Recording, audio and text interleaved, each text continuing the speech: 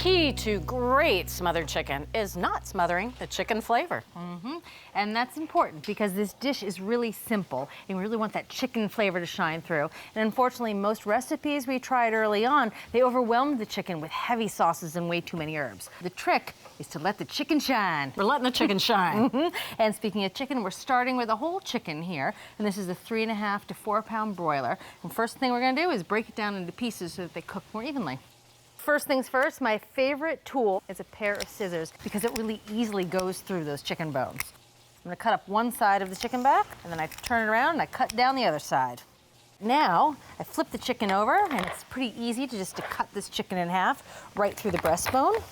Now you can separate the leg from the breast pretty easily because the only thing holding it together really is a little bit of skin. So it slices right through. And these wings, we're not gonna use them in this recipe, but I definitely save them because I like eating wings on their own.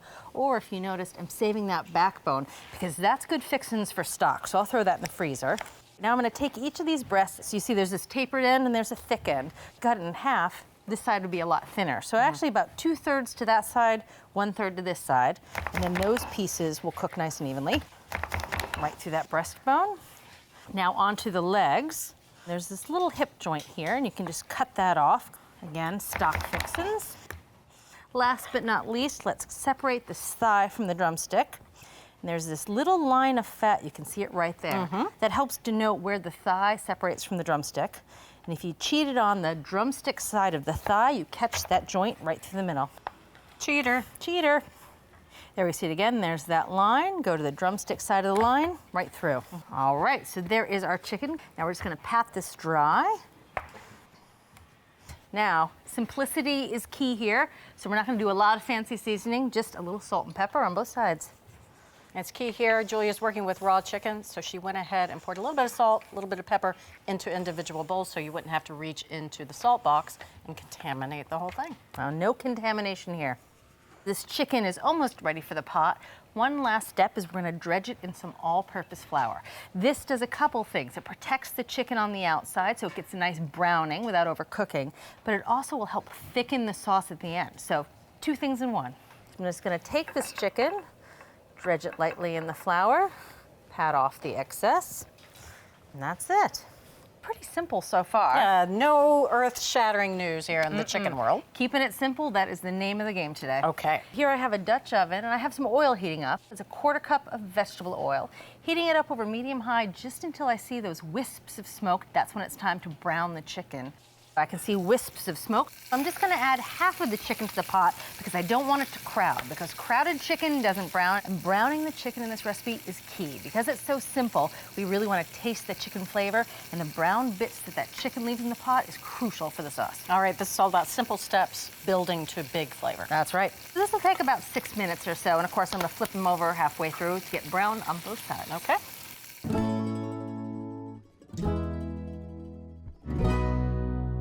This is the second batch of chicken. Just gonna turn the heat off so they don't burn any of that good fond in the bottom.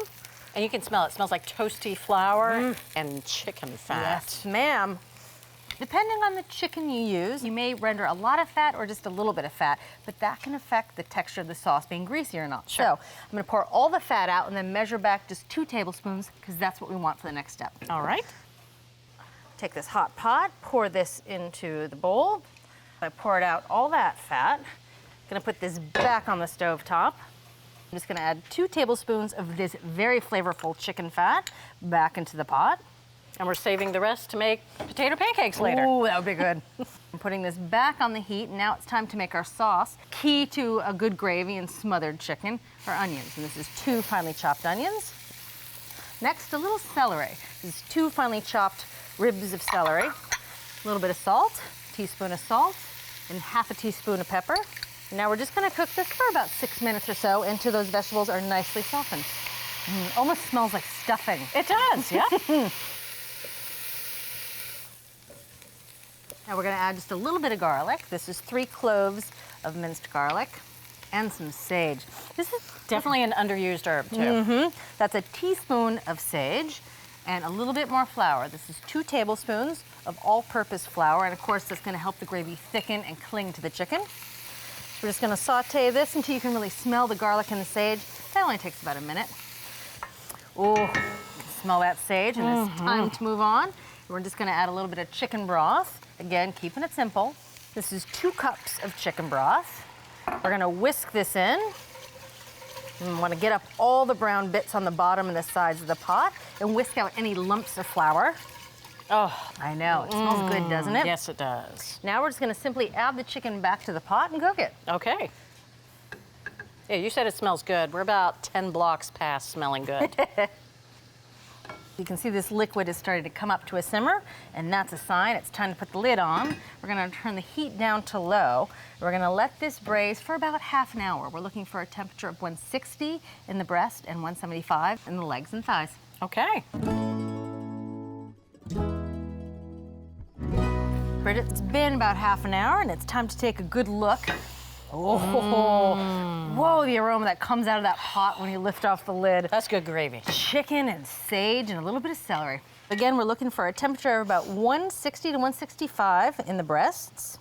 Ooh, perfect, 163. And usually the thighs and the drumsticks can take about 5 to 10 minutes longer. So I'm gonna take out the breast pieces and let those thighs and drumsticks go for a little bit longer. The thighs have been cooking for another 5 minutes. Now look at this sauce. It is perfectly thickened. Yep, not stodgy at all. And now we're just gonna finish it with a little bit of vinegar. This is a tablespoon of cider vinegar, a little bit of salt, a little bit of pepper, and that's it. That's it? That's it. Smothering time.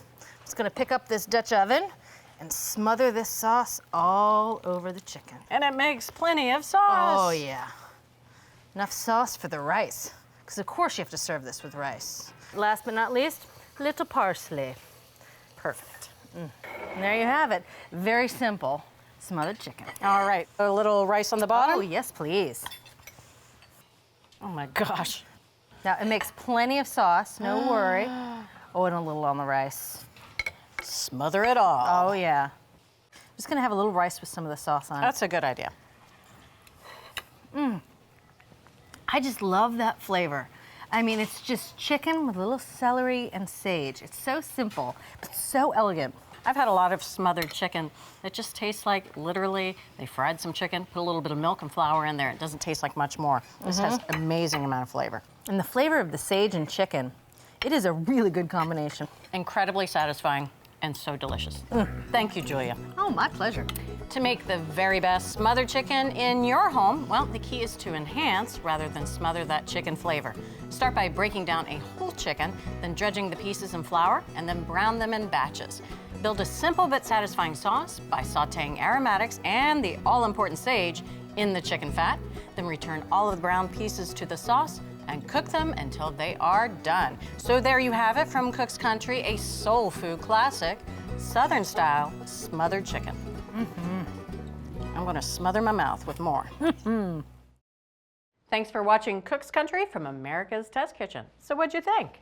Leave a comment and let us know which recipes you're excited to make, or just say hi. Now you can find links to today's recipes and reviews in the video description. And don't forget to subscribe to our channel. See you later.